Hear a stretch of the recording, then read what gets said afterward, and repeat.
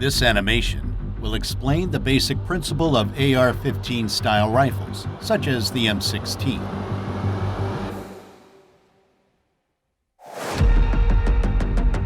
The standard M16 was equipped with a carrying handle and iron sights.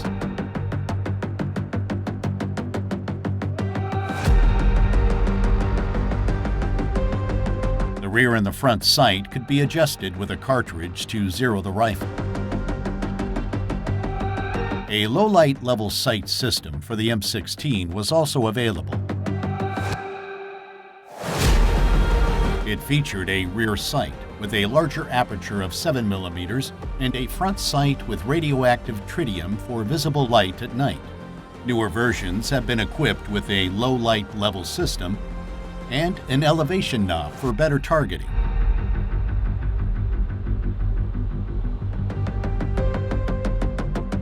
Today, a lot of accessories are available for AR-15 style rifles.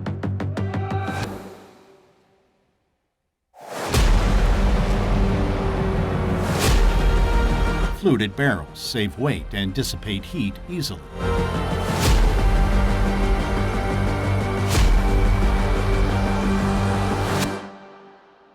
Let's have a look at the M16's trigger mechanism.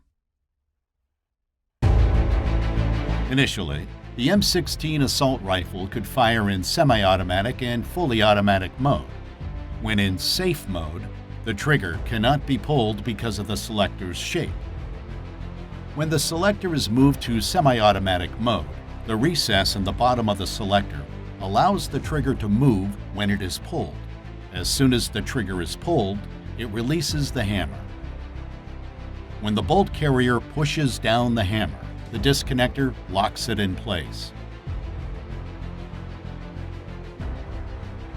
Before another shot can be fired, the trigger must be released so that the trigger sear engages the hammer again.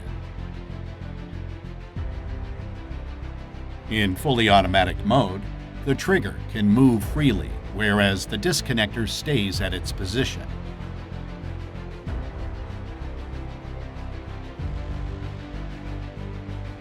The selector has a recess for the auto sear. The auto sear catches the hammer when the bolt carrier moves backwards. When the bolt carrier moves forward to chamber a new cartridge, the bolt carrier pushes the auto sear forward, releasing the hammer. Now, let's have a look at the bolt carrier. The bolt carrier houses the bolt that has several locking lugs, which are also called bolt lugs, and a cam pin. When the hammer strikes the firing pin is pushed forward. The firing pin hits the bottom of the cartridge, which consists of the case, the propellant, the bullet, and the primer. The case of the cartridge is filled with the propellant. At the bottom of the case is the primer. The primer holds the priming mixture. When the rifle's firing pin strikes the primer cap, the priming mixture explodes, resulting in the ignition of the propellant.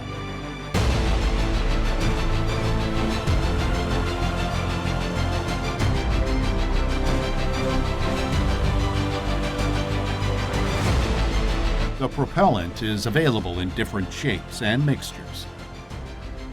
It is usually smokeless powder that reaches temperatures above 2,000 degrees Celsius. The pressure in the case pushes the bullet out of the case through the barrel to the target with a velocity of around 1 kilometer per second. The gas block and the gas tube connect the barrel with the bolt carrier.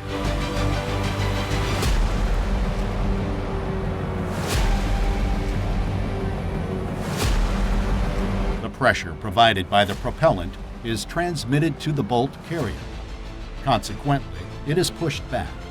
The bolt is unlocked and moved backwards by the bolt carrier by means of the cam pin. The extractor removes the spent case from the chamber, while the spring-loaded ejector ejects it.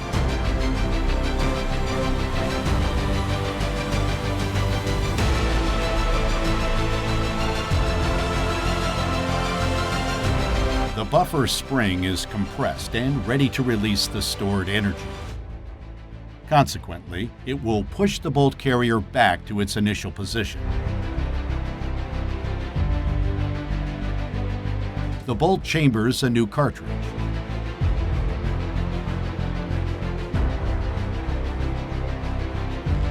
When the cartridge is fully seated in the chamber, the bolt is locked through the rotation.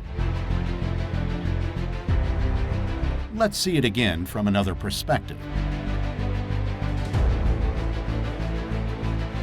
The bolt pushes the cartridge into the chamber. When the bolt cannot move any further, the bolt carrier rotates the bolt through the cam pin. That way, the firearm can withstand the high pressure created by the propellant when the gun is fired.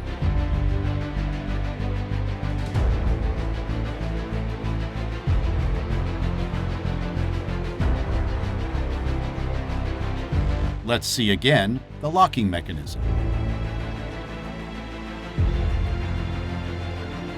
In fully automatic mode, the rifle would release the hammer and fire. Because many soldiers would fire in fully automatic mode and waste ammunition, the burst mode was introduced. When the trigger is pulled, only 3 rounds are fired. This is possible through a spring clutch. The diameter of the spring clutch gets smaller or larger according to the direction of the force. So, when the trigger is pulled, the hammer strikes the firing pin. When the hammer is pushed back by the bolt carrier, the disconnector cam rotates thanks to the spring clutch. This is done 3 times until the burst cam follower reaches the stop notch.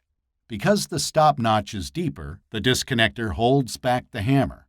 So, the trigger must be released to fire again. Let's see it again from the side view.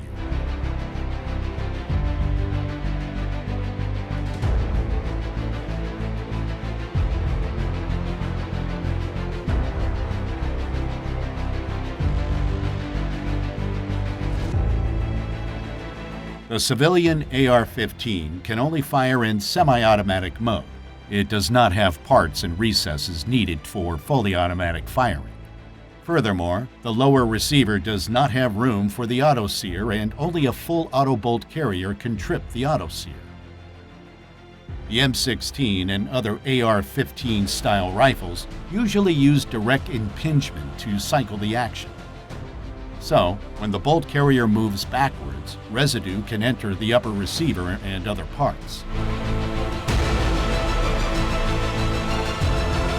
This gunshot residue can become a big problem when the rifle is not cleaned regularly.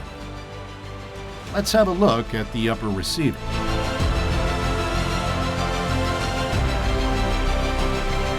When the rifle is not cleaned regularly, deposits can be found on the walls of the firearm's upper receiver over time. This can lead to increased friction between the upper receiver and the bolt carrier, so that the bolt carrier gets stuck and a new cartridge cannot be chambered.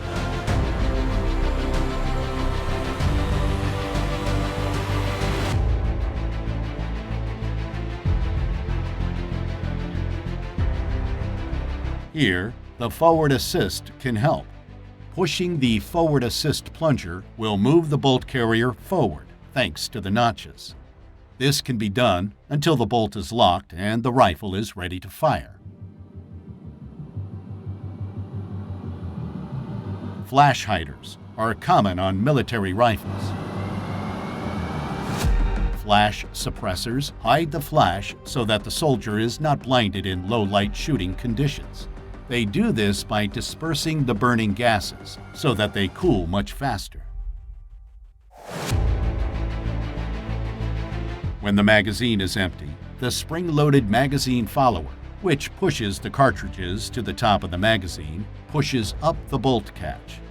By this, the bolt catch locks the bolt. The operator can change the magazine by pressing the magazine catch.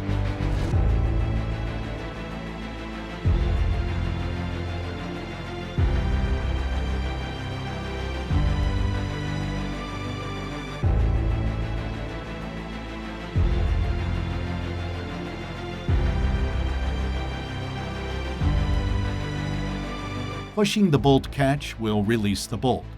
The firearm is ready to fire.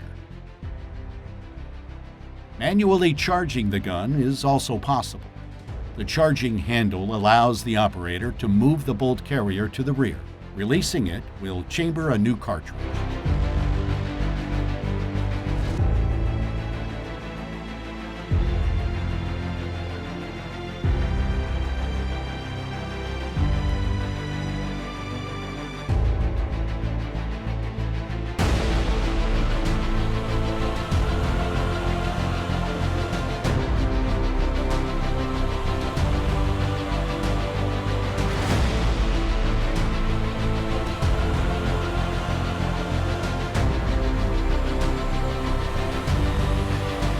Subscribe now and never miss a new animation.